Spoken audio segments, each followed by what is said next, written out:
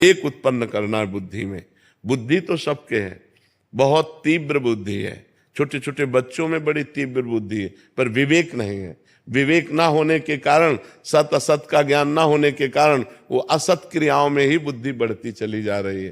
तो नाम जप करो, सत्संग सुनो, शास्त्र स्वाध्याय करो, और जो गंदे आचरण जानते हैं कि ये गंदा आचरण है उसका त्याग करो, तब तुम्हारी बुद्धि शुद्ध हो जाएगी।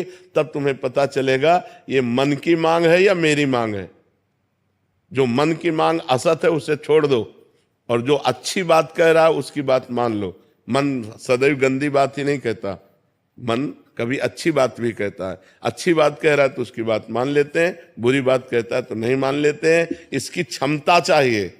मन ऐसा नहीं कि तुम कह दिया हम नहीं मानते तो छोड़ देगा, नहीं, प्रमथन स्वभाव का तुम्हारे अंदर ऐसा मथेगा कि तुमको वही करना पड़ेगा जो वो चाहेगा, एकदम अशांति पैदा कर देगा। उस समय चाहिए राधा राधा राधा। अगर उस समय नाम जप कर रहे हैं, भगवान को पुकार रहे हैं, तो फिर मन शांत हो जाएगा। और अगर भगवान को नहीं पुकार रहे तो आपका मन असत मार्ग में ले जाकर गिरा ही देगा आपको। भले बाद में आप रो, पश्चाताप करो, पर वो गिरा देगा।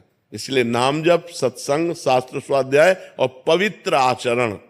आचरणहीन पुरुष विद्वान भी हो तो हमारे यहां माना नहीं गया, मान्यता नहीं। रावण बहुत विद्वान था, देखो ना आज भी तांडव स्तोत्र उसका गाया जाता है, अद्वितीय है।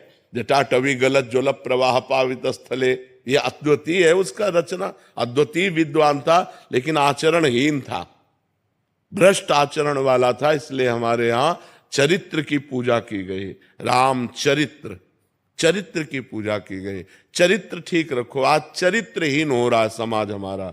बच्चे बच्चियां, बॉयफ्रेंड गर्लफ्रेंड, ये सब चरित्रहीनता हमारे राष्ट्र के लिए बहुत हानिकारक है। हमारा धर्ममय देश है, भारत पवित्र देशों में की गणना में आता है। और ये ऐसे अपवित्र आचरण विदेशों में भले होते हो, हमारे देश की ये मर्यादा नहीं है। जैसा अब आचरण हो रहे हैं, सुधार किया जाए, नहीं तो बहुत बहुत ही अशांति फैल जाएगी, बहुत ही अशांति।